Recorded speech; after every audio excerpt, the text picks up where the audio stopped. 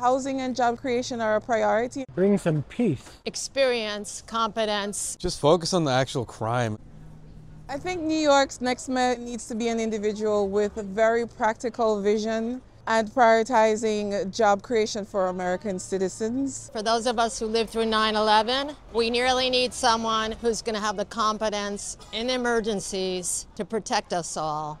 My favorite is Mamdani. Feels like he's one of us. Maybe in next 1 year, 1.5 years, he would probably solve most of the issues people facing daily. The best choice for me, it's not my favorite person in the world, but Andrew Cuomo. He was a governor, he has experience, he supports Israel. Andrew is not the perfect politician, but I do appreciate that he does have a really good capacity to steer the city in the direction that I feel would help it advance. I guess Mamdani.